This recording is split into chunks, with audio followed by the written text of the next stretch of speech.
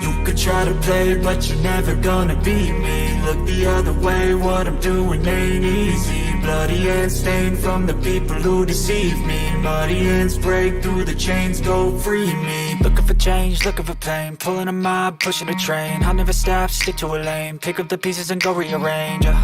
I'll be the best above all the rest, put me to the test and expect nothing less, your check is I'm chess. What's happening next, yeah. He got the venom, a tangible weapon, no coming in second. This life is a lesson, he got a new engine. From pain, it's a blessing, new focus, no guessing. Just bold and obsession, all in his possession. You got their attention, I'll leave an impression and take a redemption. Just kill, no discretion, your mind is a weapon. 11-11, it's time for progression, You could try to play, but you're never gonna beat me. Look the other way, what I'm doing ain't easy. Bloody hands stained from the people who deceive me. Muddy hands break through the chains, go free me. People like sheep move feet, hurt it easy. You don't wanna be fast asleep when they scheming. Better stand tall, ready for a fight, believe me. When they try the chains, you can say no, free me. So he's been looking for somebody who could save him, instead of searching inside for what they gave him. A strong will, strong mind causes mayhem. We could change the world, change times, rearrange them. Staying on pace, running the race. Life is a chase, I don't want a place, I wanna be first. Work till it hurts, dehydrated thirst till I'm in a hearse.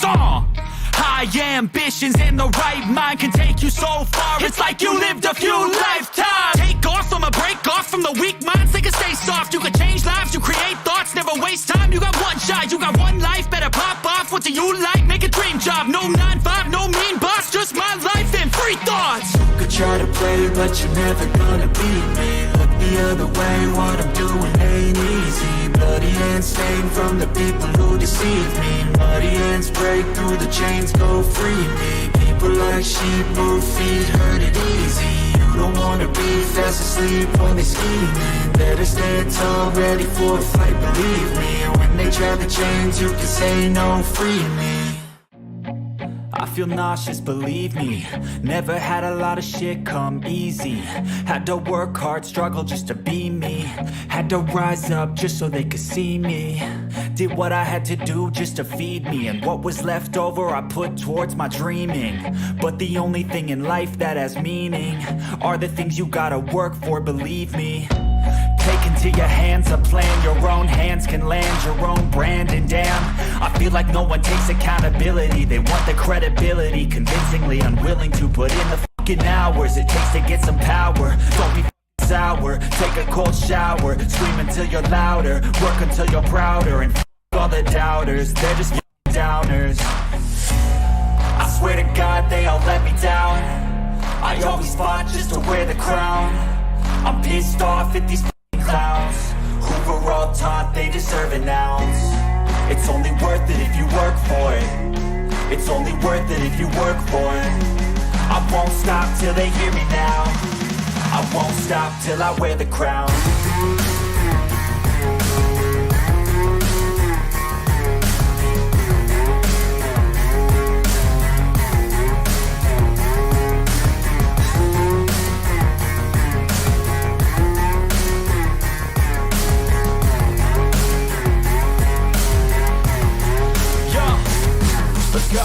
I'm just telling you to fight for your dreams, but it's not what it seems. Man, it's hard to be seen when everybody wants to be king. Yeah, they all wanna ring, yeah, we all wanna be free. So show me what you got, what you bring, how you fight in the ring, how you take a fucking swing. Do you got heart, are you mean? Got some scars, got some needs, are you willing to go bleed? I swear to God they all let me down. I always fought just to wear the crown. I'm pissed off at these clowns who were all taught they deserve an ounce. It's only worth it if you work for it. It's only worth it if you work for it. I won't stop till they hear me now. I won't stop till I wear the crown. I swear to God they all let me down. I always fought just to wear the crown. I'm pissed off at these clowns who were all taught they deserve an ounce. It's only worth it if you work for it. It's only worth it if you work for it. I won't stop till they hear me now. I won't stop till I wear the crown.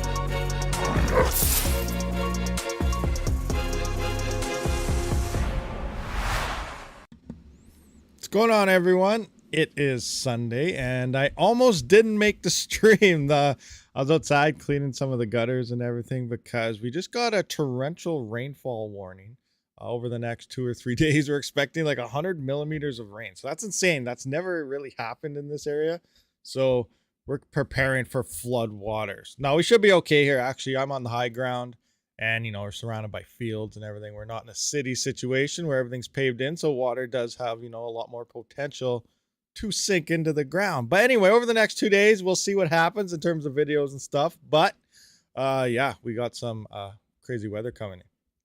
Oh, Panda, what's going on? Welcome. I made it to a live stream.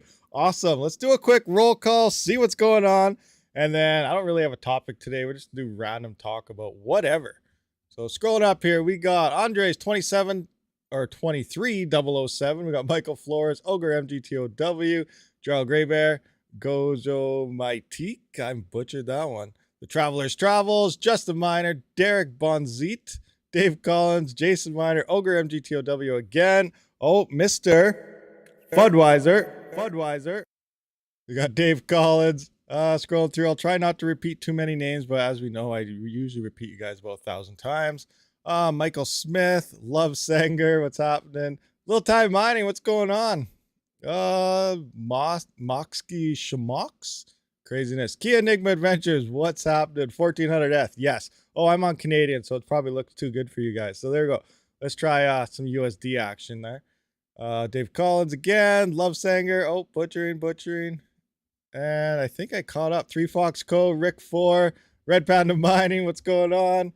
And yeah, I think I got everyone. Hugo Don making statements. If I missed anyone, just yell at me. We're okay with that. So yeah, what's going on? I just want to confirm here. So my price on my website here is saying Ethereum's at 1509, coin market 1508, 1509. Yeah, so it looks like we do have cross-reference accuracy.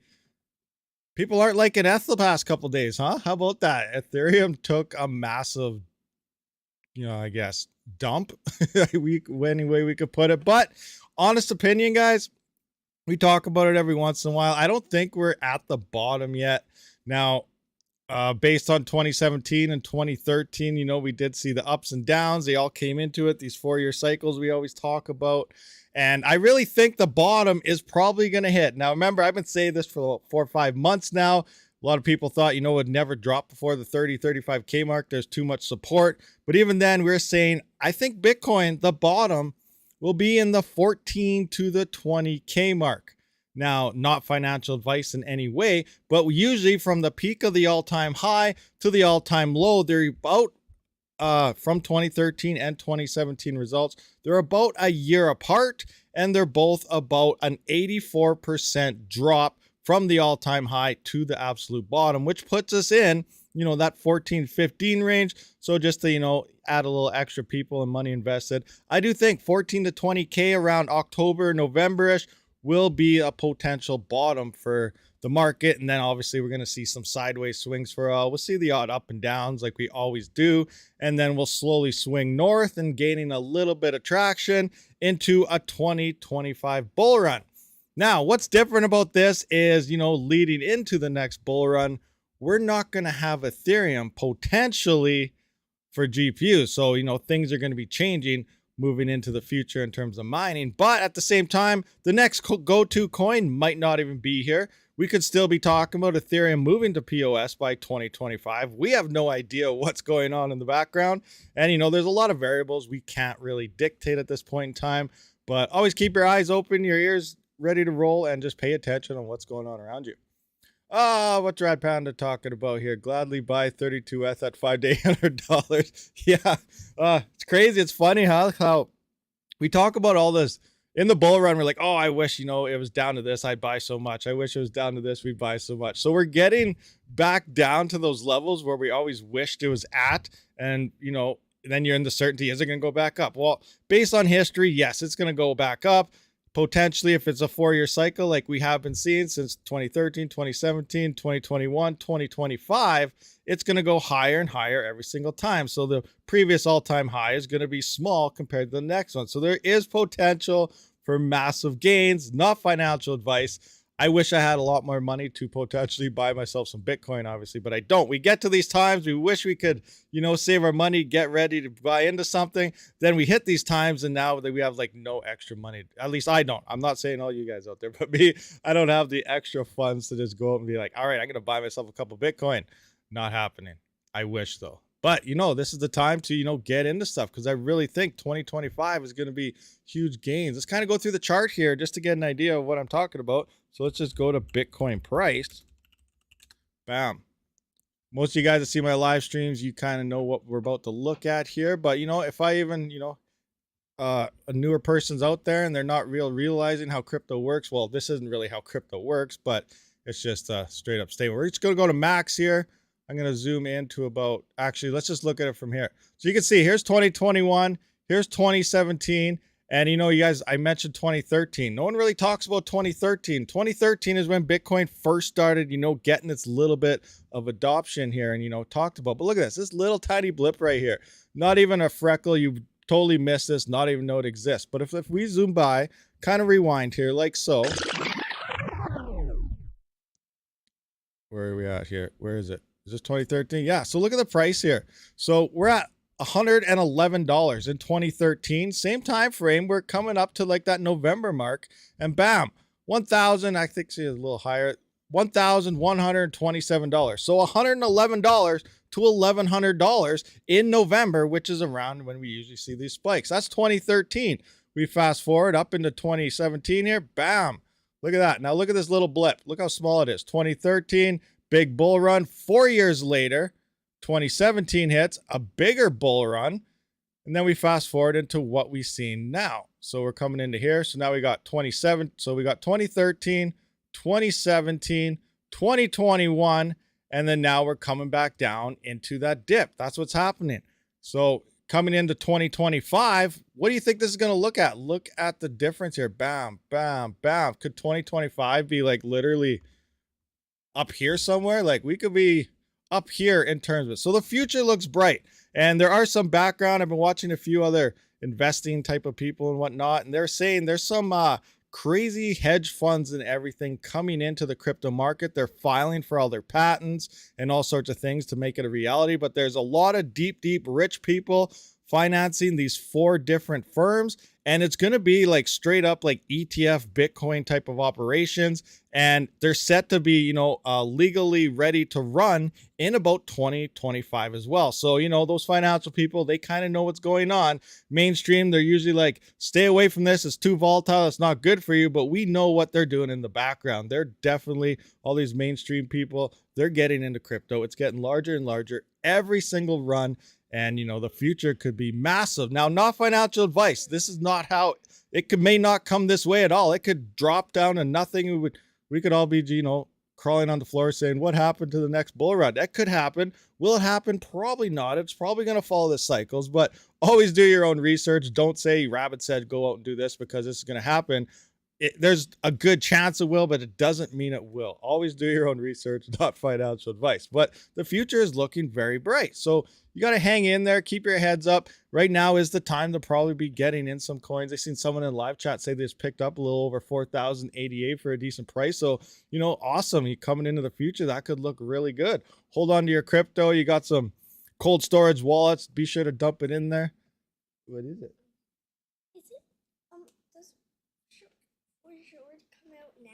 Yeah, it might be ready now. Go try it. I see. Yeah, restart it and see if it works. I seen it, but I see nothing. Oh, well, maybe it's not ready yet. I'll check after, okay?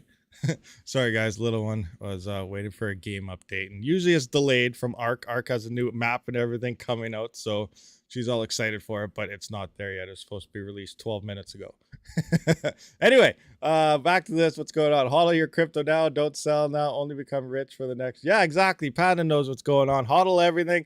Don't sell. Now, if you are using your earnings to pay for power, obviously you're going to be using a lot more earnings than you were a couple months ago. But if that's how you're paying for your power, there's nothing you can really do about it. You're still in the green. You're still mining enough coins, at least on Ethereum, to pay for your power. So that's a good thing. And you can hodl the next, you know, to that bull run, but everyone's in a different financial situation. So, you know, one thing to one person could mean something totally different to somebody else. So keep that in mind as well. You know, everything's always not exactly the same.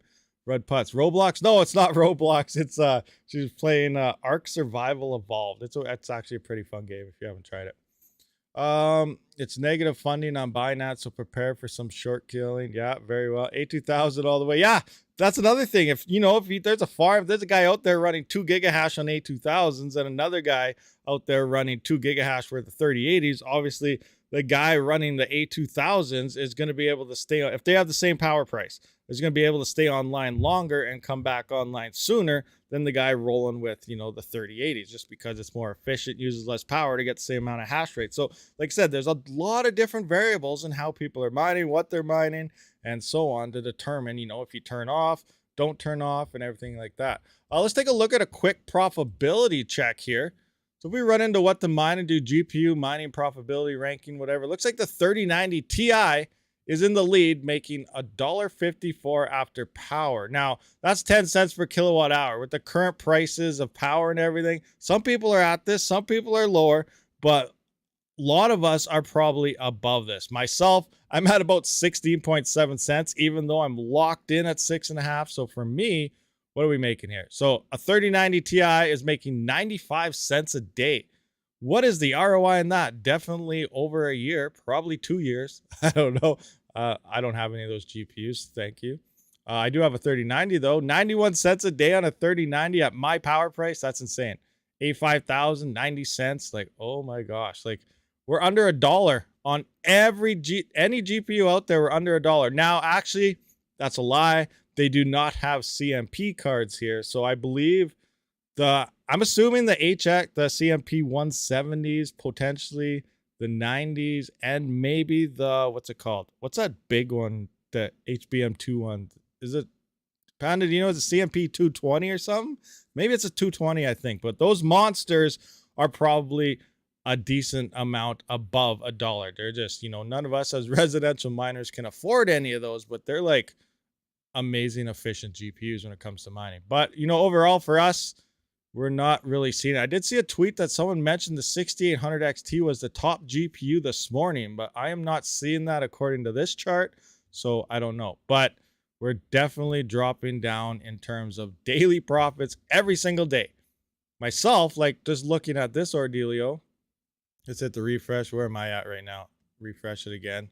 So 0.2 ETH, I'm sitting at about, well, I have my game or my workstation. It's still mining, but obviously because I'm streaming stuff, it's down. I'm sitting at about 1.2 reported in terms of GPUs, and I'm at about 1.8, average of 1.7 with the Jazz miner turned on as well. So, you know, 0.02, I'm at $32 a day. Monthly is down to $968. Now, what was it? 2 days ago, this was at about $1,200. So we can definitely see the price affecting everything going on. And the hash rate hasn't been coming off yet. Things are a little different. It's definitely because we have, you know, all the gloom of Ethereum potentially doing that transfer over to POS. Again, we don't know.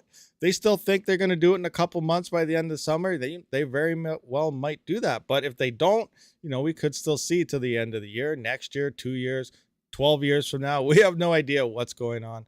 But, you know, just plan for the worst, and then any bonus you get added onto there is just, you know, added bonus, and you can just smile about it. So just plan for the end of the summer, and if it gets extended, which who knows, it might, then, you know, that's just extra, a little bit of extra for us. But people are mining Ethereum longer than they probably usually would, because usually it's the most profitable on the majority of the GPUs out there. And the second thing is that it could be gone soon. So obviously, people are going to stay on the network longer just to try to rake in as much Ethereum as they possibly can, where, you know, in a previous bull run, if we didn't really have to worry about POS, some people may be pulling offline a little sooner than others. But right now, I think everyone's all in till they absolutely cannot mine Ethereum anymore. So we're definitely going to take a lot more drops to decrease that difficulty on the network. At least that's what I think. You know, I could be totally wrong. But yeah, that's what we got going on there. I want to do a little bit of justification here. So like, look at the difference between these miners. Like, it's insane. I got, in terms of GPUs, I got about 1.2 gigahash, which is 1200 mega hash. I'm using about 2200 watts to get that 1200 mega hash. So profitability currently $22 before power, $17 after power. That's at 10 cents. Remember, I'm at 16.7. So I guess I better use my, oh, it's not 67. That'd just be wrong. 16.7. I just want to see, you know, on mine so I can kind of have an idea what I'm looking at here. So $22 before power, $13 after power. Now that's 1200, 1.2 gigahash at 2200 watts. Now look at, compare that to a Jazz miner. Like a Jazz miner, I'm rocking about 600 megahash here average at about, you know, 303 watts because I do have it cranked up a little bit. Now initially it ramps up for the first 2 or 3 hours. It's at about 306 watts. And then once it gets in its rhythm and mode, it does drop a bit. It's usually around 3 to 303. I'm just going with 303 when you crank that up to 125 megahertz here of a frequency. And like $11.16 before power and $9 after power. Just for this thing, it's like not even using a full $2, like $1 something in power every day to make $9. So that's insane when it comes to efficiency. As we know, Ethereum is leaving. Ethereum Classic is going to be overrun by all these things. So, you know, Ethereum Classic is going to be Apollos, Jazz miners, and whatever other miners are coming out there. So I don't know if GPUs really stand a chance to swap over to Ethereum Classic, especially with the amount of hash rate that could potentially come in. We're definitely gonna have to look at other coins, but I don't know. We're gonna see a definite sea of red in terms of GPUs once everything happens, but that does not mean it's not gonna get better. We cannot calculate how many people are gonna shut off their rigs at that point in time. A lot will, yes, they have to, and you know the same thing as it's going to be profitable again. I'm going to maintain. I'm going to mine through whatever it takes I can mine. But you got to keep in mind, if you're spending, say, $600 on your power and you're mining, say, 200 coins, this is just a rough number, just to kind of give an idea of what's happening. So you're spending $600 in power. You're getting 200 of whatever coin you're mining. But if you were to turn your rigs off because you're not mining enough coins to pay for power and use that same money, that $600 you would have spent to your power company and bought the coin and end up with 250, maybe 300 coins, it starts making sense now for the future pumps to shut the rigs off and buy the coin for the same amount of money instead of just mining through it. Now, remember, at the same time, people do really enjoy projects and stuff, and to keep security and help out with those projects, some do mine at a loss, and that's 100% up to you. If you can afford to mine at a loss and you know you're trying to support the network, that's just a way to do it. That's a great thing to do to keep these coins alive, because remember, Raven coin, Ergo, all these coins require hash rate in order to validate them transactions. So you do have to keep miners online, but a lot of people are going to have to quit because majority out there are probably in it for the profits. So we got to keep different, catch 50 on both sides of the story here. What do we got? What is happening there? Oh my gosh, we got some craziness going on there, but I see some of the mods got a hold of that, so that's good. Do we have any questions or anything going on in the live chat here? If I need to shut off due to heat or electricity, bad profit, good time for maintenance, cleaning, repadding. Yeah, that's very true, because like we don't know what's going to happen. As if a whole bunch of people flood and just shut off, like I'm not saying sell GPUs. I'm definitely going to be holding on to them. Obviously, I got to do GPU testing in the future after everything goes on, but I would hold on to your hardware. I wouldn't go out and sell it because we don't know what's going to happen in the future. You could end up, and the prices are going to be dropping severely. So either your GPUs aren't really going to be worth anything. There's going to be so much supply in the used market and no demand that you're not even going to be able to sell them in the first place unless you pretty much give them away. So things are going to get definitely cheaper at that point in time as well.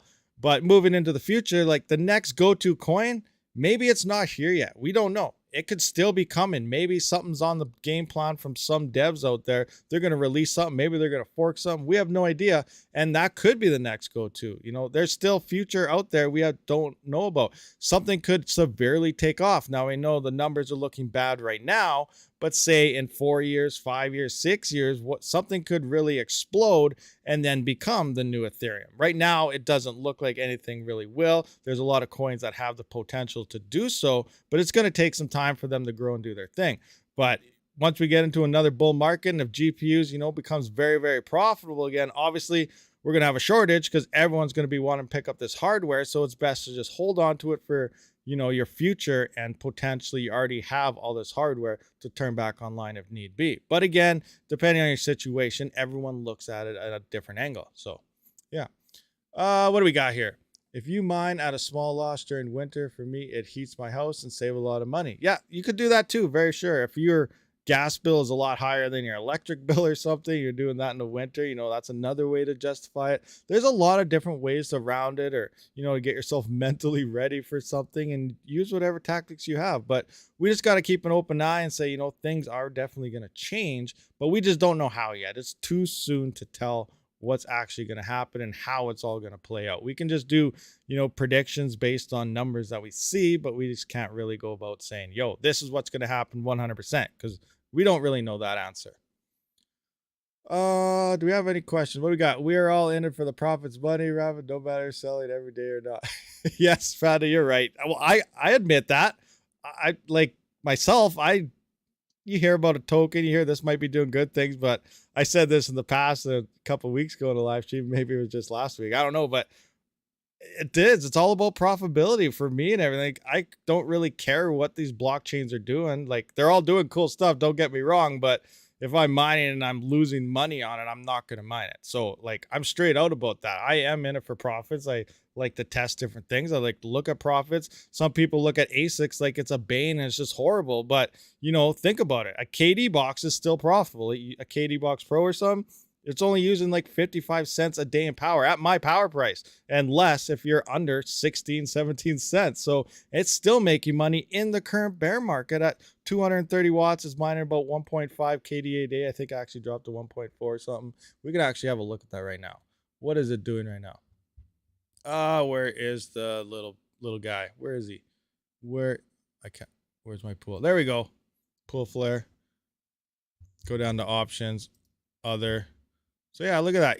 1.49. So we made 1.49. What's the current price of KDA currently right now? Let's just have a quick look. You can't see that because my screen is wrong, but there you can see how much he made in the past 24 hours here still.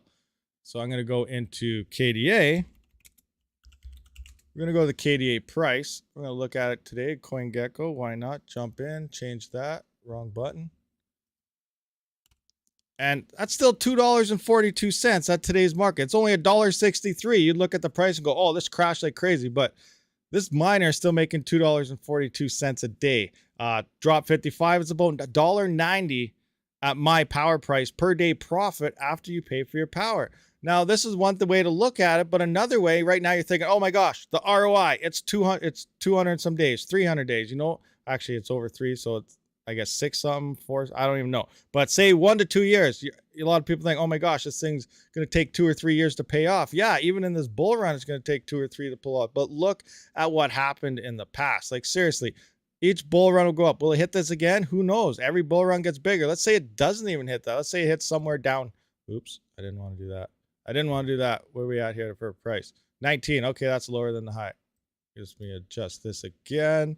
All right, there we go. So we're going down here. Let's say it doesn't even hit the high, which was $24. But, you know, assuming there's a lot of hype around KDA, you know, what they're doing and the network in general, you know, a lot of people think it's going to do good things. So it could probably go above this. But let's go down here. $17.48 a day. I mean, you know, at a price there. If we fast forward 2 years from now, now picture this, 2 years from now, calculator. We're going to go into here. We mined, what was it, 1.49 or something? What was the number? I can't even remember what it was now. We mined 1.49. So it's 1.49. We're going to times that by what that price was. So right here, about $16.58. We're just going to go $16.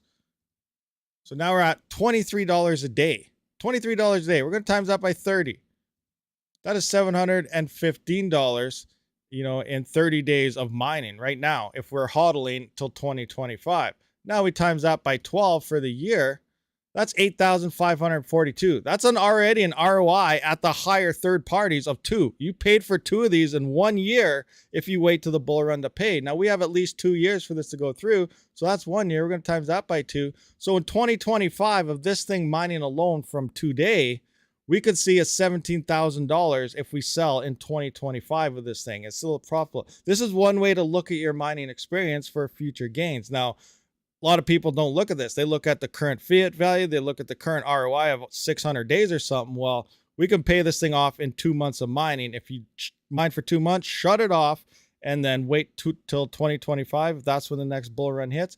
It's paid for itself in 2 months. So these are little things to keep an eye on. You're mining for the future, because right now we all know we're hodling. We want to buy the coins. These things are still profitable, so things are looking good. This is just another way to mine for the future. But at the same time, it doesn't mean it's the best thing. We don't know what's going to happen. There's our big downfalls when it comes to KDA. You can only mine it with the ASICs. The ASICs don't have versatility.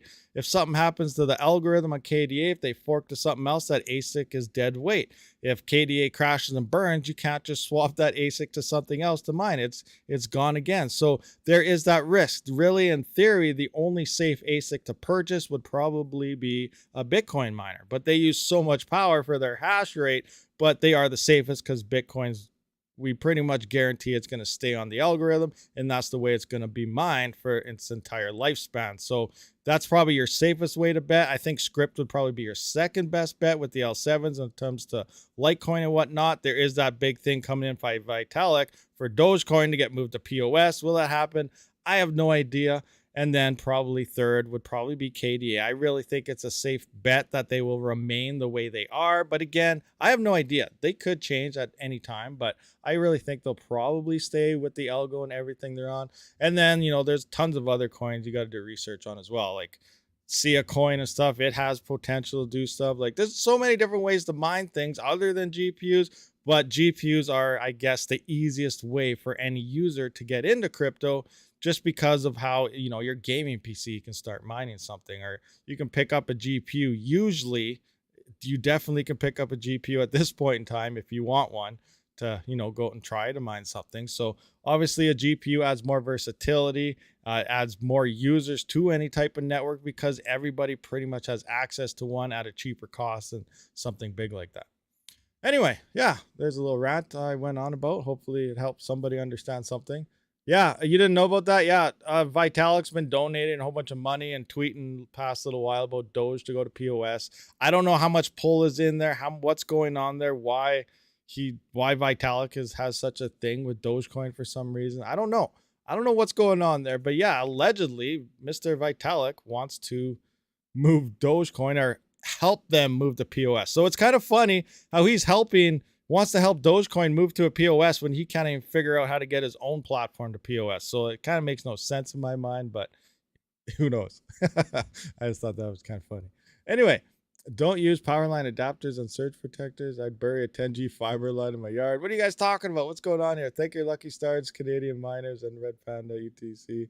Just look at right now baking in the 105. Yeah, it's hot down there. That's insane. I couldn't imagine that.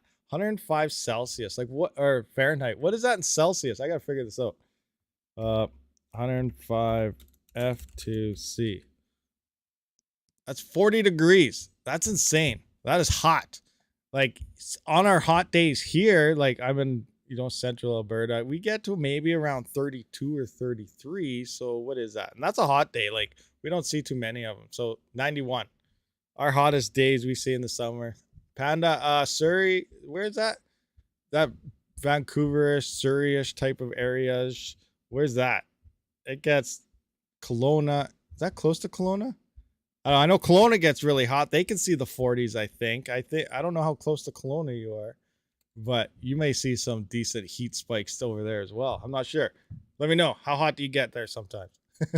KDA difficulty will go up a lot with the new miners coming on. Yeah, for sure. It definitely will. And I've been seeing some of those swings lately, but it actually, the difficulty or the price, something happened, because I was down. Usually this miner, the KD Box Pro, I don't know if I have the right screen that get down there.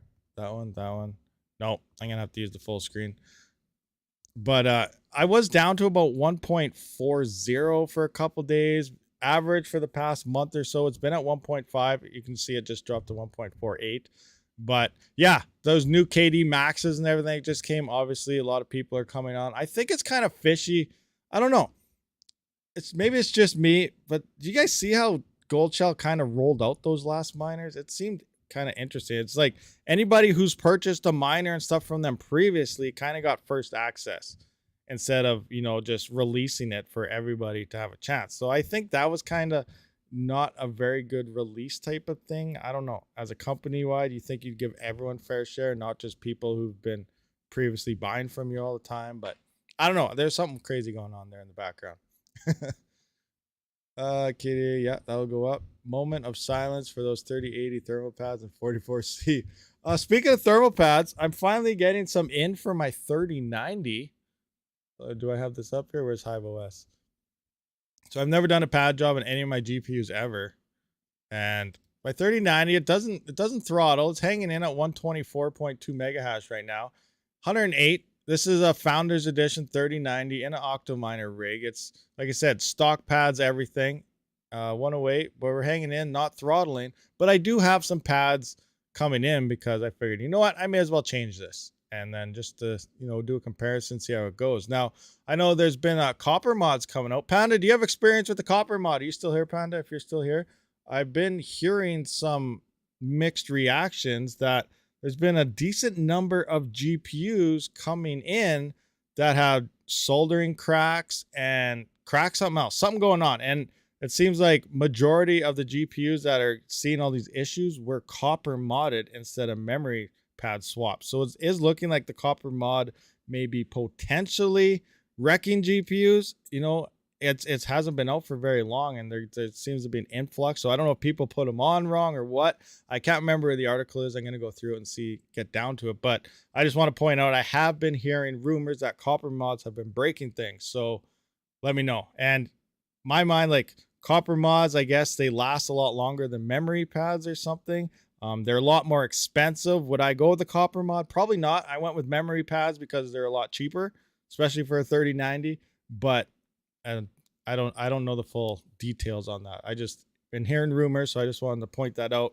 I don't know how much truth there is to it. So maybe Panda, you know some inside people that know a lot about GPUs and stuff. So maybe you could get a handle on that and see, are copper mods breaking GPUs or not? Because that would be very interesting to find out. Because everyone seems a lot of people want to be talking about, I'm getting copper modded. A lot of people in my Discord says they're debating, they're up in the air for copper mods or not. And then all of a sudden it came out that copper mods may be breaking GPUs. So I don't know. There's a lot of stuff going on. You've heard people copper mod with zero thermal paste. Well, that would definitely wreck something for sure. That would cause some core temperature issues.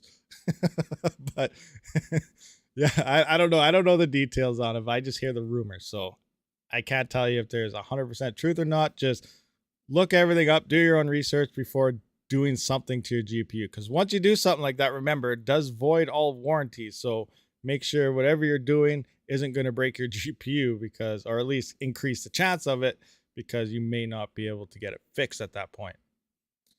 As long as copper doesn't expand when you heat it up, it'll probably be fine. Yeah, I don't know the full details on it. That's just a rumor I heard down the grapevine. Do we have any questions or anything in the chat? Rabid lives in the mountains. It's very cold there, just like in Rust. I don't live in the mountains. I live in the prairies. And we're about to get flooded, so that's bad. If I disappear, in the next couple of days, it's probably because I'm rowing around in a canoe trying to pick up my rigs. It's okay. I'm putting life jackets around all my rigs, and wouldn't that be something? That'd be a good video. Oh man.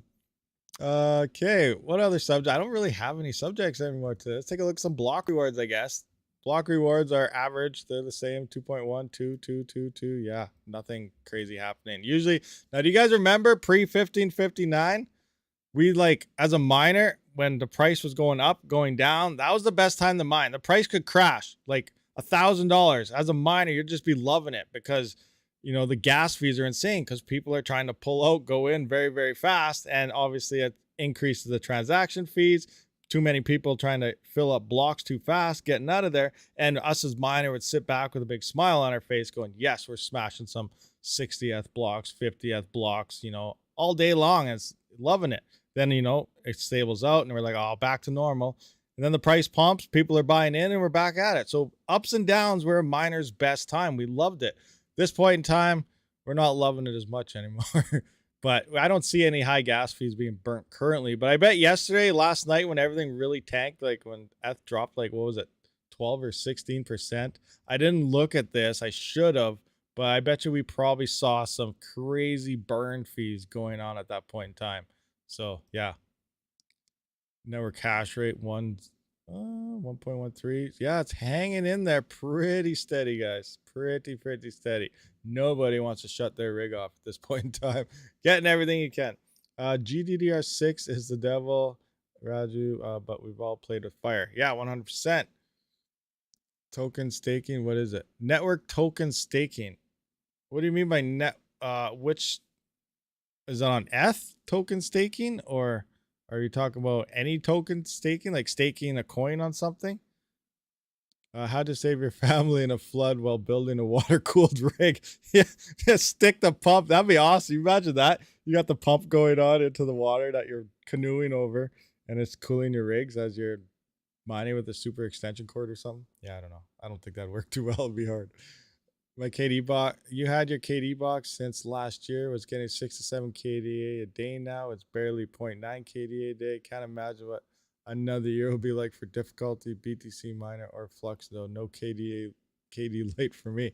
Yeah, wow, 6 to 7, just a normal KD box. That's insane. That was a lot. Yeah, there's definitely a I want to look at KDA hash rate now.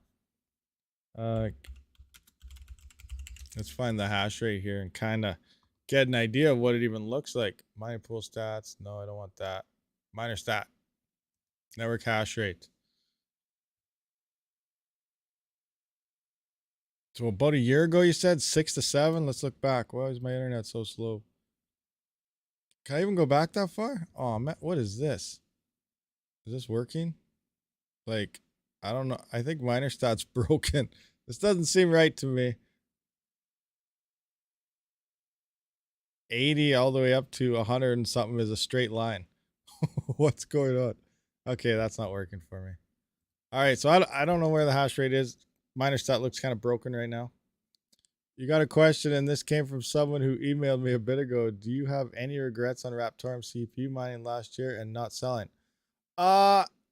Yes and no. I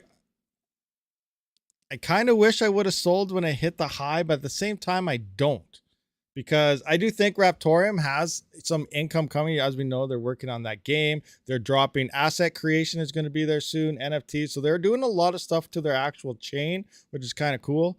And, you know, future bull runs, we all hope it's going to pump. If we see a nice pump on it again, it could go higher. On top of that, like, let's just go in. We got all the smart nodes rocking. So if I go in the smart nodes right now, I'm making $1 a day right now just with my nodes right here. So, and that's no power cost to me. So if I go down to my payments, we can see here average.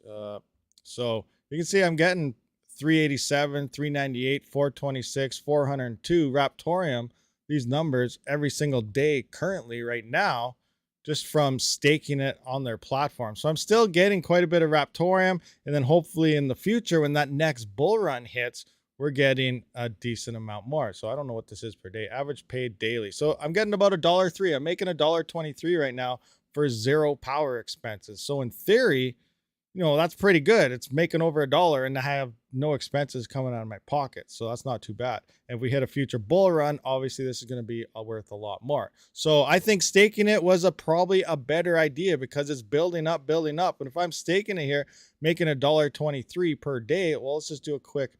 As you stake, remember, it's going to go into your onboarding address. And as it does that, it's slowly going to gain more. And your staking rewards are slowly going to go up. It might only go 0.1, 0.2, whatever, but it'll slowly go up in the future. So if we say 483, we can do some quick calculations here too over the potential next bull run. So we're getting what? What did I say I was getting? 483. So let's just say 483. And remember, this number will slightly go up as every month or something goes by. And we just times that by, you know, let's go 365, times that by 2. So that's another 352,000 Raptorium that I used 0 power to get. If this goes to, you know, 10 cents next bull run, that is $35,000 that I made just through staking. And on top of that, obviously I have another 700,000 coins or so. So I'm going to be making a huge chunk of change in the next bull run. Now, is that going to hit the next bull run? It might not. It might totally tank and become nothing. But if it does do something, you know, we're sitting pretty nice here. So that's just what I want to put out there. I also got BitTorium. You know, I have 2 nodes running on BitTorium rolling there. So if it does something, that's another. These are 100% spec mine. I don't know if anything's going to happen for sure on these coins, but if something actually does, you know, we have something sitting here fairly nice. These nodes and everything do make, you know, a lot of these CPU mineable coins little extra profitable because they're just compounding more interest on top of each other.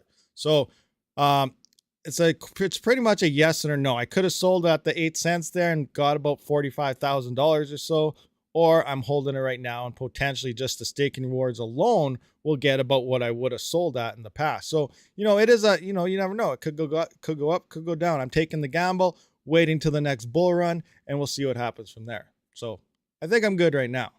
So hopefully that kind of answers your question, Panda. And if you want to reply to that guy, put in any words you want. Staking is probably a good option at this point, and then you could see nice gains in the future. I think shipping is gonna suck on Amazon to article though.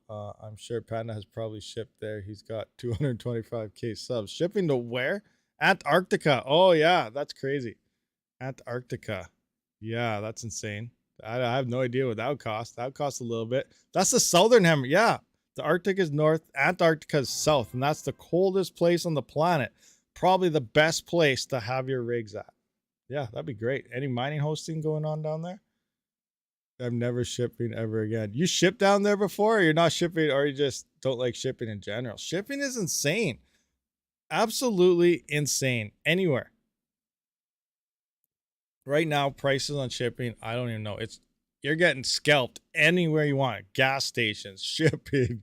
I don't even know. Anything you think about that's coming in as, you know, fiat related government stuff, they're scalping you. Very, very bad. Mining will melt the polar ice caps. I don't think so. You know, there's a very interesting show. I cannot remember what it's called. I'm not getting into any type of warming situations or anything about going against anything, but there's a cool show and I can't remember the name of it, but it was going through the fisheries and stuff. It was a Netflix documentary, but it started as looking into plastics or something. I can't remember the ocean, but they started looking into the fishing industry and how they're overfishing it and how the ocean ecosystem is dying because of this overfishing and to this, and then other things are dying on top of the plastics in the ocean. And it was saying that 80% of the ocean can accommodate for the CO balance by like 80%, which means every tree in the world, every emission, you know, is a fraction of what the ocean can do for the world. And it makes sense because, you know, the majority of the ocean is covered that, but it's losing its traction and its ground because of all these fishing industries and outfishing everything, and the ecosystems are dying and it's not there. But allegedly the ocean itself could pretty much capture every single bit of carbon that anybody has ever used ever and multiply that by another 1,000, and there'd be zero talks about this whole global warming thing because the ocean could self-sustain everything itself. But that's just me going in there. I don't want to go into detail because obviously the platform we're on, I might not be here tomorrow. But anyway, regardless of all that, thank you for coming out, Red Panda. I'll see you on the next one, and have a great day. Are you streaming today? You going streaming right after this, or maybe you're streaming right now getting ready for it? I don't know, but he has to go. Have a great Sunday. Where you live, what do we got here? Yeah, I wouldn't either. If someone wins a drawing, tell them to drive to a PO box in your town or they're out of luck. Yeah, that's definitely the cheapest way to do something. Seaspiracy, yes, that's what it is. Mental mining, you got it. You must have seen it. Did you see it? Did you think it was very interesting? Like, again, I don't know how much truth and stuff is to it, but if everything they said is legit, then obviously, you know, there's some eye openers there, and there's a lot of things going on that people don't want us to know about, and a lot of that involves making a lot of money. So yeah, very interesting stuff. I'm streaming with the Mining King. We're giving away a GPU in about 2 hours. Oh, there you guys, you heard it. Red Panda Mining is giving away a GPU in about 2 hours. So it's noon right now my time, so at 2 Mountain, 3-4, that's 4 o'clock Eastern, 1 o'clock Pacific. So if you guys are looking for a GPU giveaway, head up to Red Panda Mining later on. Thanks. Yes, I gotta win. Green energy and the whole movement is made to steal money out of your pocket, conservative and not. Yeah, no doubt. I agree with you, Tech Man. I agree with you. It's just, you know, some things can and can't be said on certain places. So I don't want to get into it, but it's very interesting. It was called, yeah. So yeah, mental mining, I think, agrees with my opinion. And, you know, maybe people should start looking into this because, yeah, it's very, very interesting. You got to check out that documentary, guys. It is definitely an eye opener. Oh, you had a whale. JN, where you live? Where are you that you had a whale wash up on your beach? Obviously by the ocean, but yeah, that's sad. That's horrible. Fishing nets, all these things are destroying a lot of things. It's bad. Bad, bad, bad. 100%. Preach the truth, bro. Yeah, tech man, preach it away. Too much money to be made. Yeah, there is way too much for sure. That's why I get into a lot of arguments. How about that ETHDev thing? Let's talk about that for a second. That was insane. Out of nowhere, you know, they're talking about this, let's put this on, and he got right mad. It almost sounded like he was mad and frustrated. We are emitting this much, yada, yada, yada. And, you know, a lot of your feedback, guys, based on the video when I released, you know, the difficulty bombs being delayed, is that you guys are 100% right. That doesn't mean the power companies are going to stop putting on their power supplies. They're not going to turn down their plants. They're not, you know, that power is still going to be generated. It's still going to be there. It's still going to be used wherever for whatever. And, you know, them thinking that they're actually doing something by this is really, I think their heads are in the clouds. How about the other thing I forgot to mention in that video? I'm assuming most of you guys seen that, but the one guy pointed out, and he wrote over it and he said, ETHDevs told, like, to show that how much power the ETHDevs have. The power of the ETHDevs, like, they're pretty much saying we can do whatever we want, whenever we want. We don't care what you say. That was like a big slap, I think, to users and miners' face. Miners, they've been getting slapped constantly over the years by Ethereum, but even the users themselves, I think everybody got a slap from that, you know, that past dev call. And, you know, that's probably why we're seeing this in terms of this, you know, Ethereum drop so fast. People are like, hey, you know what? These guys are kind of dumb. Let's get out of here. Let's go to something else because, you know, it's insane. And like I said, I like to point it out, like Ethereum started DeFi. Yes, they are the original founders. People started building on their platform because it was so easy and great. You know, we got DeFi, we got NFTs, we got whatever. But that was just a bridge. Early internet, you have to use different browsers. Google came around, combined it all. It became the go-to for searching the internet. Ethereum started this. Everything started building off it. But something's going to come around, and it's going to take over the whole NFT market because there's a lot of things going out there that are faster, cheaper, and whatever more than Ethereum. Now, I don't know what's going on. Like, I keep hearing about this one, like a Bitgert or something. Like, I don't know any details on the whole situation. The price is next to like 0.0000 something. So I don't know. It's not really reflecting anything. I don't know if it's just a pump coin or what, but allegedly through a bunch of posts that I see, like this thing has 0 gas fees. It's the fastest chain currently in blockchain technology, allegedly. I can't even remember how many millions or billions transactions per second it's doing, and it's free. 0 gas fee to use the network. That's insane. What if something like this does take over the NFT market, the DeFi markets and all that? What if you could mint an NFT for free? No gas involved. Wouldn't that be insane? Ethereum needs to think about this. Ethereum POS isn't even here yet, and it's already rated worst among the top 10 POS platforms. It's in last place, and it's not even here yet. It's just based on their specs and everything they plan to do. So all these other platforms were geared towards POS to bring these things through a POS platform, and they're having major issues. Now, Ethereum's trying to become one of the biggest ones and move to POS. They're going to have some major issues that I think are going to be unforeseeable. Could Ethereum become the next Luna 2.0?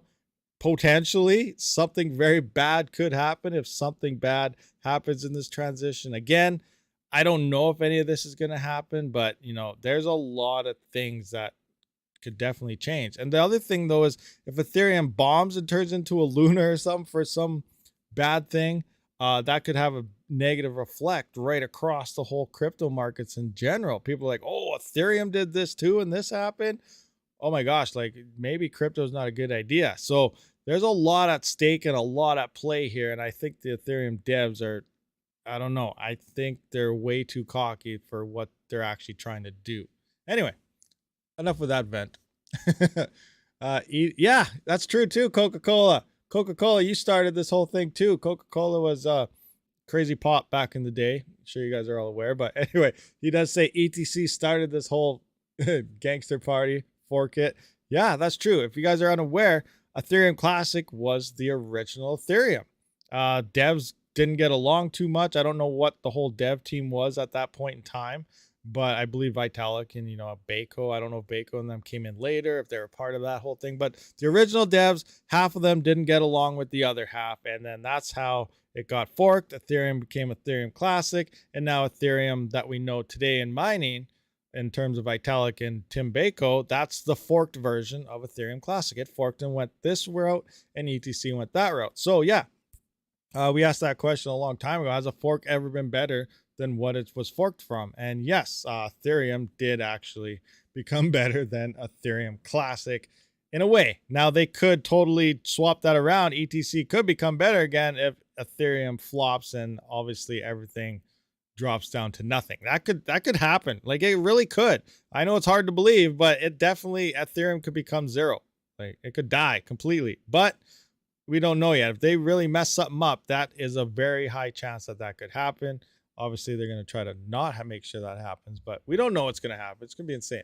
Higher gas fee equals spam attacks are too expensive to execute. I guess that's one way. That's how they're securing their network, is making the gas fees too high. Hey, if we just if it costs $1,000 to send $20, someone won't attack our network because it costs too much. No, that could very well be a tactic that they want to use, I guess. That's kind of funny though, if you think about it. And at the same time, the higher gas fees go, the more ETH that is burnt, and the more their bags look more promising. So that's probably the way they're actually looking at it instead of the attack thing. But who knows? That's just me. That is why S should just do the dual for a while after merge, mining and POS and POS. Yeah, that's very true. There are rumors of that, as well as the dual chain thing, where they have the POS side and the mining side by side. But remember, even if they did that, look at what Furo is doing and what they plan on doing. They're waiting for Ethereum to, do its POS thing to see if they can get more security in terms of hash rate on GPUs before they decide. But originally what they were going to do is just move the majority of the rewards off the mining side and put it to the POS side. Now, in order for a dual chain to work on Ethereum, we may see a halving happen from a 2 ETH block to a 1 ETH block happening on both sides. So that means 50% of the network right away, right there, would probably have to quit mining, because that's a 50% drop in revenue due to half the block they're getting. So these are things that if Ethereum was to go, a POS style, or a dual split style, something they'll do. They'll split 1 ETH to the miners, 1 ETH to the POS side, and then it'll be going through a halving. Now, at the same time, they could do what Furo is going to do and put 75% or 60, whatever the numbers are, on the POS side, and only give the miners 20%, which means 1.5 block reward is going to POS, and you're only getting half a block reward to the POS side, which would mean like 75% of the miners would have to quit to maintain profitability. So these are other ways. Just because they might announce potentially a dual chain doesn't mean, yes, profits are going to stay, we can keep mining. They're going to divide them rewards up to how they see accordingly, just to keep enough GPUs around to maintain a certain side of hash rate. So we're still going to lose a ton of profitability because they're going to divide the rewards up between the two. So these are other things to keep in mind as well, just in case, something like that happens. It doesn't mean we're going to be, full-fledged 2 ETH block Ethereum mining, even if they do a dual chain split, because we're going to lose profits either way. I think, in theory, in my head, that's kind of how it works. I could be totally wrong, though. So keep that in mind, too. This is all, kind of new. We don't know if they're going to do that. I don't really know the power. Like, it all depends. I have to test it and find out. But ProgPow, KPow, which is Ravencoin, FuroPow, which is Furo, and then ProgPow, they're all kind of exactly the same thing. What it is mini algorithms within the main algorithm to keep it ASIC resistant because it keeps switching. Ghostwriter is the same type of thing. It's got 20 algorithms to mine like Raptorium in the Ghostwriter algorithm. Each one is a different hash rate and a different power consumption. Now, Kapow and everything only has like 4 or 5 mini algorithms, and they're all fairly close. They're slightly different, but they're fairly close just to keep the ASICs off it because, you know, that slight switch does actually matter when it comes to an ASIC miner. So as in terms of what they use, I don't know what actual mini algorithms Kapow as well as FearoPow use. I'd have to hook each one up to a watt meter. I'm assuming they're probably pretty close, but one could be a lot more efficient than the other. Just like Ghostwriter, they have 1 or 2 algorithms that use like 110 watts on a 3900X, but most of them are in like the 100 watt range, 97 to 100 watt range, and there's a couple that only use like 82 watts, and you're usually hanging out in the 95 watt range. But there are a few that are a lot more power intensive and a few that are a lot less. So it all depends what algorithms and how they're using it within their main algorithm, but you'd have to actually test out for yourself. So I don't know if Ravencoin or ProgPow use the same power or not. So I didn't really answer your question. I just kind of explained how those algorithms kind of work. Oh, yeah. Looks like people are switching to Raven and Flux. Now, I think Flux has mini swapping algorithms in it as well. When we did try testing it, we did notice that the hash rate kind of fluctuated every once in a while, but I cannot confirm that or not. So I don't know. I'm not sure. But yeah, I have heard a lot of people switching to Flux, although I don't think Flux is a very good alternative right now, is it? It's pretty down there in the profitability list. Let me check. Let's look for a 3070. 13070. Where are you? Right there. Oh, that's 8. I don't want 8. I want 1. Singular. There we go. Scrolling down. So we got Ergo at 49. We got 59, 10 cents. Not too bad. Not too bad. Kapow. Where is Flux? Oh my God. Right here. 7 cents. I don't think too many people are going. Maybe. You know, there could be people, but you know, after power 7 cents, I don't know. But at the same time, these aren't really good. Let's look at the 3060. Actually, we looked at that in a video. But one thing I want to point out here, seeing how Ergo just popped up here, I don't know if this is a good strategy or not. I do want to do a video on understanding network difficulties and how hash rate affects difficulty, which also relates to the difficulty bomb, because I did notice some people aren't sure how the difficulty bomb on Ethereum really works, because they're saying, hey, the network difficulty is still at 16 point whatever. The difficulty bomb's still on or it hasn't gone off yet. I'm not seeing a change. Well, the difficulty bomb doesn't change the difficulty based on the hash rate difficulty. It changes the difficulty in terms of increasing block times, making less blocks found throughout each minute. Like example, right now we're at about 4 blocks a minute, and the bomb makes it drop down to 3 blocks a minute, and then eventually it'll be 2 blocks a minute. So it slows down the entire chain on top of that. So that's why they call it difficulty bomb, because it's a gradual artificial block time difficulty, not a hash rate difficulty in terms of the rewards type of thing. But I'll do a video on that sometime and kind of explain it. But I want to go about Ergo. Now, what am I going to do? Like say Ethereum went POS right now. And I think Ergo definitely needs to fix something before that happens. As we know, kind of did a quick spiel on the difficulty. Difficulty on Ergo is different. It reacts a lot slower than most. Ethereum reacts very fast.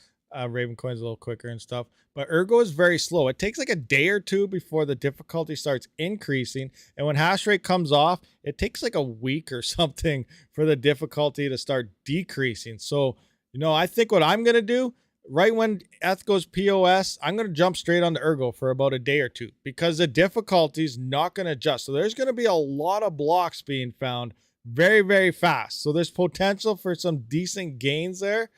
In terms of profitability, again, I don't know because there's so much hash rate coming in and spread around, but Ergo is going to find a lot of blocks very fast, very, very fast. And it's going to spike that difficulty, but it's going to take a day or something to finally react to that. So, you know, we're going to be finding a lot of fast blocks, and then eventually the difficulty will pick up and, you know, those profits will drop. But I think the first day or two on Ergo may be the best bet for most of us miners out there. But now you guys all know this, so you're probably going to go jump to it. And I don't know how that much hash rate is going to affect how its difficulty adjusts, but it's going to be very interesting once this happens. So very interesting. I don't know if any of you guys thought about that, you know, because of its adjusting so slowly. Like that's probably the next go-to, at least for the first day or two. Get as much as you can, then get out, because that difficulty will spike and then it's going to take forever. So I guess I guess it'll even out, because eventually it's going to be very unprofitable because everyone will pull off once the difficulty adjusts, and it's going to take forever for the difficulty to finally come down. So I think their devs really got to probably change that before this happens, because it's going to add a lot of fluctuations in terms of profits, blocks found, and the chain's going to slow right down because blocks are going to be found so slowly. And as hash rate comes off, I don't know, it's going to be insane. It's definitely going to be some crazy stuff happening at this point. What do we got? BTCZ is the man. You can make money on coins if you go solo and difficulty. Yeah, for sure. That's the thing. Look at, like all these coins here. Everyone always talks about Ergo. We talk about Rio. We talk about Zan. Well, I don't talk about those much. I don't really know what they are, but you see what they're in the chart here. But everyone's going to come to what to mine. They're going to look at these coins. I'm going to mine these. I'm going to mine these. Eventually, everything's going to look like a sea of red. You're going to turn off. Enough people turn off, you might start making 1 cent again. So depending where you are, you might turn back on. But a lot of the coins that may be making you the most profit probably aren't even here. Well, they're probably here by hidden in the background somewhere. So maybe you start looking at, a lot of those smaller pools or something that have no name coins, or go through mining pool stats. Look for coins that have no hash rate on them. Maybe you mine those because no one's mining them. Everyone's fighting over here like tooth and nails, bloodbath, craziness going on, bouncing back and forth constantly. Well, Techman and myself, Fudweiser, and whoever else is in the Discord, link in the description. Not a sales pitch at all. I'm just kidding. Anyway, we're talking about, let's try this coin. The difficulty is low. Let's do this coin. The difficulty is low. We may be making $20, $50, $1 a day based on nobody else mining these no-name coins that are worthless and just getting them swapped into something. So, there's methods out there that may remain fairly profitable, but we just don't know if it's going to work or not yet. Not yet. But you definitely got to keep your eyes and ears open. Be searching around. As CPU miners, some of you guys out there are CPU miners. Myself, obviously, we know I mine with CPUs. I'm going to be turning them back on soon. But yeah, we look around at low difficulty coins all the time and seeing if it's profitable. And some of them are. Some of them maintain profitability for a while, and then people move, and then you're constantly switching. GPU mining is not going to be buy a GPU, point it at Ethereum, make money. Those days are gone. It's going to be a lot more work. You're going to be bouncing around. You're going to be looking around, looking for no-name coins, and you're going to be fighting to try and stay profitable. It's going to get a lot more fun is pretty much how I'm putting it. It's going to get a lot more fun, a lot more hands-on. If you're going to maintain mining, it's going to be a lot more hands-on work other than whatever it is before. Hopefully that kind of makes sense. This is kind of how I foresee everything going on. Nice hash, little time mine. Let's not even get into that. Speaking of nice hash, don't go to nice hash. You can try it. I might try it. I might try nice hash. I got to. I'm mining channel, test stuff out. But am I going to stay on nice hash? No, definitely not. If everybody moves to nice hash, you're just going to ruin crypto mining in general. So let's just say, 80% of network hash rate goes to nice hash. Obviously, in this time, nice hash is going to have some crazy promotions going on. Come to nice hash. We're profitable. Come to nice hash. Nice hash is going to have a crazy marketing campaign. Don't get me wrong. It is coming. I know they're probably going to pay Linus Tech Tips a couple $1 million this time to promote themselves. Who knows? But it's coming. So if you go to nice hash, they get a massive amount of hash rate on nice hash. They pretend I'm a whale. I got billions of dollars. And you know what? Oh, I didn't like the way Ravencoin talked about me the other day, or they said something dumb in a tweet. I don't like what they said. I'm going to attack them. I go to nice hash and I go to mining pool rentals and some other platforms. I throw down a bunch of money. I start attacking Ravencoin because I got enough hash rate to take over Ravencoin at this point, because everyone's hanging out on a mining rig rental. You're not mining the most profitable coin on nice hash or anything.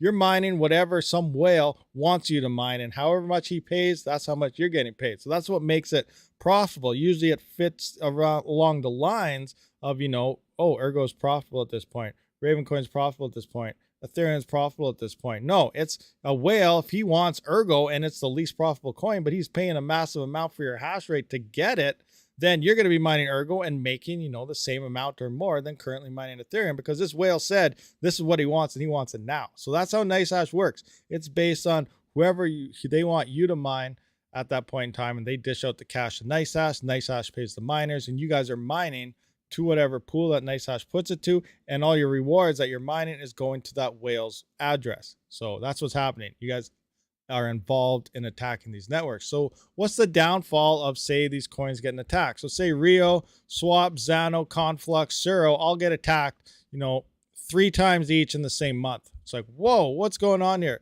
Next thing you know, you go to exchange, you could put on, they may, you know, start reducing fees like we see on ETC, or not fees, but transaction times to try and counter this, so they know if there's an attack coming, they can kind of revert those transactions and stuff with that Mesa or whatever they got going on. But it takes a week to send your coins anywhere. So now these chains are very slow to move the coins. That doesn't want, investors don't like that. They want speed. Or you go to an exchange and like, I don't want to deal with these coins anymore. If they keep getting attacked, they delist them. So now you can't even sell them. So they're worthless at that point.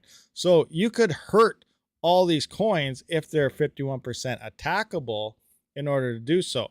So keep that kind of in mind in the background. Yeah, like you could destroy all these other coins by participating with too much hash rate on those other platforms. I'm not saying there's definitely going to be a lot of people moving to them, but if you start to see a lot of hash rate hanging out on NiceHash or something, you know, it might be a good idea to maybe move to another coin or something. And you can check the hash rate sitting on NiceHash or something like that. It's like, we kind of looked at this yesterday. Let's jump into full screen here. Let's just look at, let's go to NiceHash right now. Go to NiceHash, clicking on it. Yeah, leading crypto, whatever, a bunch of liars. We're going to go to hash power buying. We're going to go to live market place. And, you know, I want some Ethereum. I want to buy some hash power for Ethereum right now. I want some Ethereum hash power. How much is hanging out here? We're going to close all this. All right. So look, I got 9, 18, 25, 32. So we got 32 terahash worth of hash rate right here. So I'm rich, you know, we're loaded. I got billions. I'm Elon Musk. I'm gonna rent all 32 of this. I'm gonna throw it on Ethereum right now. Obviously, that's not gonna do anything because there's so much hash rate on Ethereum. But say all this hash rate was here, and you want, I'm gonna attack Ravencoin. Bam, bam, bam. I want it all right now. Ravencoin, go. I'm attacking the network. I can do whatever I want at that point. I'm controlling the network. I have most of hash rate. I can do what I want. That's how simple it is for someone to pretty much attack this. It costs a lot. You got to do, like I said, double over. You have to have over 51% of the network hash rate to do anything like that. But it will be possible if too many people move over to NiceHash. All right. Anyway, is my CPU farm still offline? Yes, my CPUs are still offline because I'm just doing a quick 1 month power test to see how much my power will drop by pulling off that 1100 watts or so worth of CPUs. And then once I can calculate that to see how it changes, obviously when POS happens, I will be shutting my GPUs off if I can't find a decent coin. The CPUs will probably be on because I believe they're going to be more profitable than my GPUs at that point. And then we're going to be like a full-time CPU farm going on. And I plan on getting more CPUs here right soon, hopefully. I'm working on that deal still to potentially get those other 13 CPUs into the farm here. So I'll be a total of 23 Ryzen series CPUs to lock and load and get ready for this bear market. I know that's how Linus started his NiceHash videos. If not NiceHash, then who? I'm a noob learning. Mine it your own. Download T-Rex, download Team Red Miner, whatever's on your LOL miner, whatever card you're using. Look for a coin, do a little more research, and then just mine it. And if it's not working out, mine a different coin. If it don't work out, mine a different coin. There's going to be a lot of switching. Now, obviously, if you just want to learn, you can use NiceHash. Don't use the quick miner because it's only currently mining Ethereum, and that'll be gone. They're going to switch to something else. But use the main NiceHash. Get an idea of how it works. Now, technically, in theory, I first learned how to mine through NiceHash. So I'm not saying it's bad for everybody, but that is how. I sat here, I went through, I did my benchmarks. I remember using NiceHash for my game. If you see, I want to check it out. I want to say, you know, what's this whole crypto mining thing all about? I was checking out NiceHash. And then I went through the overclocks. I was like, whoa, okay, that's interesting. I watched some of the, you know, Red Panda videos and whoever else. I was looking at different coins. Once I started seeing, you know, Dagger Hashimoto, then I saw like Kapow, and, you know, I see these different things pop up in terms of miners. Like, oh, each one's that, and that one's earning me that, and that one's earning me less. And, you know, as soon as Dagger Hashimoto would pop up again, which is Ethereum, I'm like, yes, pumped, we're hitting a good one today. You know, we're awesome. You know, I was excited. It was great. And then And then, but I saw hash rates were different all the time. I couldn't figure it out. I'm like, why is this? So then I started looking. I learned that Kapow was Ravencoin. I learned that this was that was that.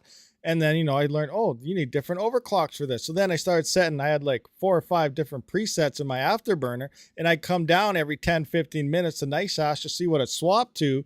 And then I'd be like, oh, it's on Kapow. Hit number 2 on, you know, on your afterburner here. I don't have it all set up for it now, but like close. You hit this, you know, you were 1. All right, 1, bam. Now I'm on this, you know, Dagger Hashimoto. Awesome. Hit that. Oh, Kapow hit. Boom. 3. Go. And you know, that's what I do, because I do that and I figure it out, and you'd re-benchmark everything because you have to reset your benchmarks based on your current to get a 100% accurate profit switching. NiceHash isn't as easy as they make it out to be. You gotta eventually, what I did was you do your main test to see your hash rates on the coins. Then you go to Kapow, you retest with your new overclock settings. Then you go to the other algorithm. Now they even have ergo and stuff. You retest with those settings.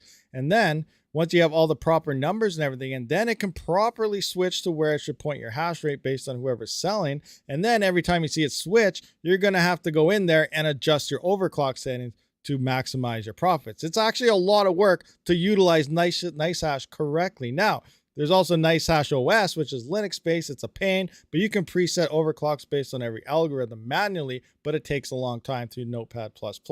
That's another way to use it. But, you know, this is how I originally started on NiceHash, learning the algorithms and the coins and stuff that way, you know, like 3-4 years ago. And, you know, this is where we are today. But NiceHash can do good things. I think it is good for new miners to learn how crypto mining works, because you can see the different miners being used. You can see the different hash rates, and it can get you thinking like, whoa, okay, that's doing that. That's doing that. That's interesting. And eventually, you know, like, all right, now I'm going to try, you know, mining myself. And that's pretty much how I went up through everything. So very interesting. In NiceHash, you can set up scripts for algo so it automatically switches, not into QuickMiner though. Yeah, well, QuickMiner is just for the one algorithm. I don't think they had the scripts when I first started. Maybe they changed it so you didn't have to do that anymore. And then NiceHash OS, I haven't touched NiceHash OS or anything for years now, but I don't know. I haven't really checked it out for quite some time. MinerStat OS does it all for you, but it is a huge pain to set up. Yeah. I sometimes fire up NiceHash just to reference what they say is the most profitable. Okay. But remember, NiceHash doesn't say what's most profitable. It's only pointing you to whatever somebody is, you know, wants to pay you out in that type of money. Now, it doesn't mean it's profit switching. Like I said, ergo could be at the bottom, but you may be mining it and making the most because someone wants you to mine that coin. Usually it works out. You're mining whatever is, you know, the most profitable coin at the time. That's the majority, but sometimes it does switch. I remember, what was it? I think Chump Change did a short a while back, and he was on NiceHash. He said, is ergo the most profitable right now? I remember him saying that. Ergo the most profitable right now. NiceHash has switched to ergo. Let me know if ergo's profitable right now. And ergo is in like 8th or 9th place at that point in time. So when you look back at how it actually works, it will make you mine something based on what somebody actually wants you to mine and how much they pay for it. So it doesn't mean it's a profit switching, but it does try to keep your profits on par to whatever is kind of the most profitable. Does that kind of make sense to you guys out there? Realize how these things kind of work and whatnot? We all like to tinker. Most people don't. That's the problem. That's very true too. A lot of people, yeah, that's right. Always tinker. You should tinker. The greatest tool in your arsenal should be, as a miner, should be a test bench and a watt meter. I know it's one thing, you go, you look at a video, you check it out. All right, there's some nice overclock settings. But from that point, you should test yourself. Be like, all right, that's what they got. I'm going to make it more efficient. I'm going to want to do a little bit better. And there's always tinkering a little bit here and there you can do. You can start with some rough numbers, but there's always a little bit you could potentially gain or lose by doing it yourself. So it's always good to know exactly how much power you're using as well, not just estimate it based on whatever. And be like, all right, this is what I'm getting. Then, you know, you might get hit with a power bill. Be like, whoa, I thought I was only getting this much. I missed that overclock setting. Oops. Now my power bill is like an extra couple $100 more than I thought it was. But yeah, anyway, grandma wants to mine, but wants you to fix it when it goes down. Yeah. I'd sub grandma miner. That needs to happen. I'm going to make a grandma miner channel. Is that a thing? You want to do it? I'm going to get, I'm going to hire, what's his name? Johnny Knoxville to dress up as the grandma. It'll be awesome. That's going to be an amazing channel. Good idea, guys. Grandma mining channel. We're going to do it. No, you don't need a full grandma. All we need is voice synthesizers and plastic makeup stuff. Grandma knows free tech support is included in the family. That's hilarious. That's awesome though. That's funny. That's really funny. Oh man. Anyway, what are we at here? Oh, 12. All right, so I guess we've been here for a little over an hour. It's a fun little time. I do plan on firing up the old community rig pick stuff again here soon, so be prepared and ready for that. I don't know if we'll go ahead with do it tomorrow, maybe the next day, maybe Wednesdays. I don't know. But if you don't have your rig picks posted in Discord, be sure to post your rig picks. We're going to start doing that again. It's been a while since we went through your guys' rigs and everything. I think we ended right when the CPUs started becoming popular with Raptorium. So we got a few I guess, timelines to go through at this point. But it's going to come up again. Anyway, I appreciate everyone for showing up for this live stream. I got to get ready for the flood and, you know, maybe go take someone's canoe or something because I'm probably going to be canoeing my rigs around town. No, I don't think it'll get that bad here, but you never know. We're bracing for it. Anyway, thanks for coming, everyone. I'll see you on the next one. Rabid out.